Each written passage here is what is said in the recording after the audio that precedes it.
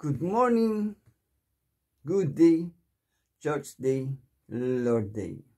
I am Brother Cesar Capistrano. Muli na naman pong mag-share sa inyo ng Word of God. Ang ating pong topic sa araw na ito, baghari. Ano ba ito sa Biblia? Ating pong aalamin yan.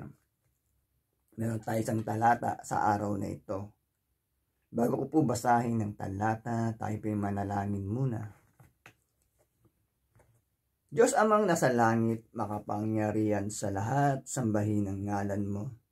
Diyos Ama, maraming salamat po sa gabay, biyaya na pinagkakalob niyo sa amin sa bawat isa sa amin. Di po kami magsasawang magpasalamat. Diyos amang nasa langit. Sa muling pagdilat na naman po ng aming mga mata, ay napakalaking biyaya po ito para sa amin. Muli na naman po namin magagampanan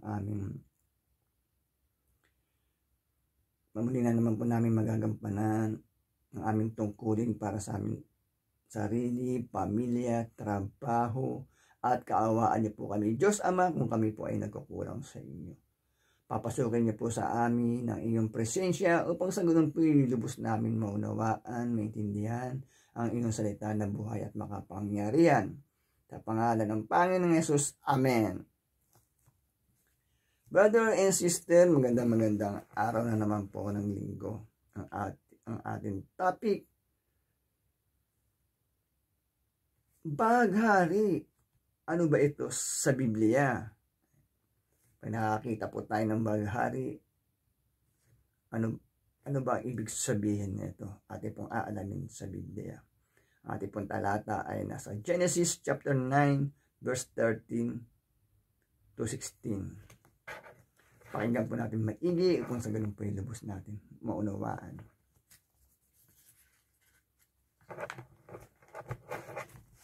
Verse 13.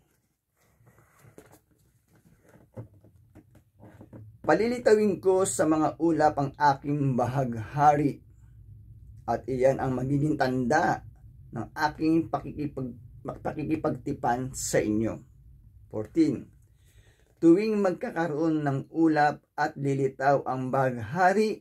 15. Aalalahanin ko ang aking pangako sa inyo at sa lahat ng hayop. Hindi ko nalilipulin sa baha ang lahat ng may buhay. 16. Tuwing lilitaw ang baghari, magugunita ko ang walang hanggang tipan na ginawa ko sa inyo at sa lahat ng may buhay sa balat ng lupa.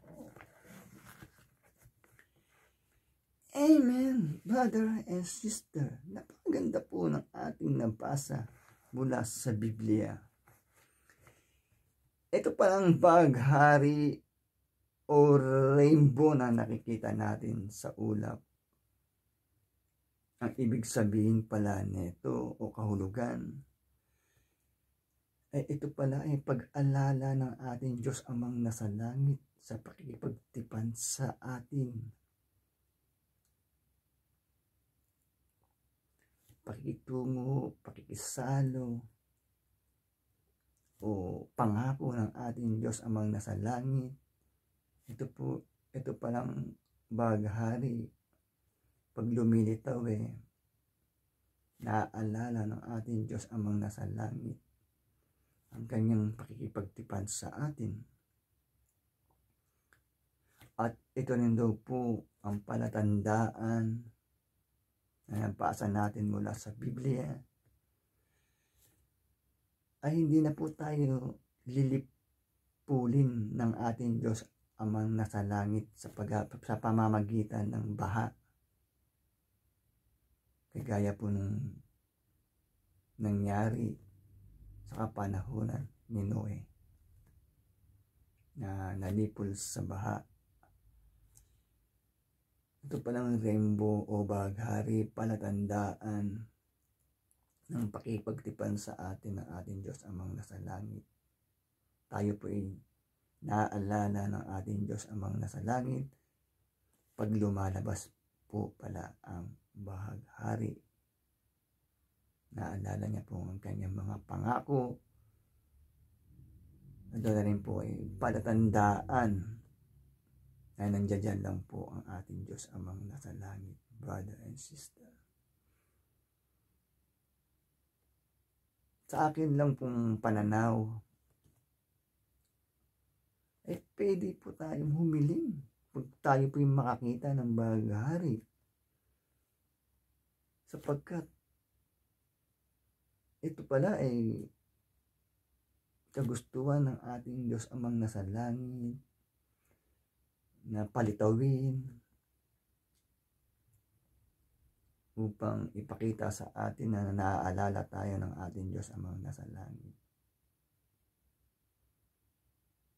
Ipakita sa atin na ganoon tayo kamahal ng ating Diyos Amang nasa langit, brother and sister. Kaya napakasarap po pala na makakita ng baghari o rainbow, sapagkat nagpapakita po o nagpaparamdam po ang ating Diyos Amang nasa langit, brother and sister. Napakaganda po ng ating nabasa mula sa Biblia. Ganun po pala ang ibig sabihin ng baghari, sapagkat ako po ay ang kabataan ko hanggang ngayon sa Pinas pa ako, nakakita ako ng minsan sa umaga ng baghari, pero hindi ko po alam kung ano ang ibig sabihin nun. Yun, aking pagsasaliksik sa Biblia, ang ibig sabihin pala ay naaalala o ito pala ay pag-alala o ng ating Diyos Amang nasa langit para sa atin, para sa kanyang mga likha, brother and sister. Napakaganda po ng ating nabasa mula sa Biblia. Kaya po sana huwag po tayong manawa magkinig every Sunday na aking pong ibinabahagi na salita ng Diyos na buhay at makapangyarihan upang sa ganun pinilibos magkaroon tayo ng kaalaman, gabay at kontrol dito sa sanlibutan. Magtatapos na po ang ating topic, tayo po manalangin muli. Diyos Amang nasa langit, makapangyarihan sa lahat, sambahin ang ngalan mo. Diyos Ama, maraming salamat po, nakapagpakinig na naman po kami ng iyong salita na buhay at makapangyarihan na nagbibigay lakas po sa aming katawan at spiritual. Maraming salamat po. Sa ngalan ng Panginoong Yesus, Amen. Brother and sister, lagi po tayong mag-iingat at magdadasal. God bless to all.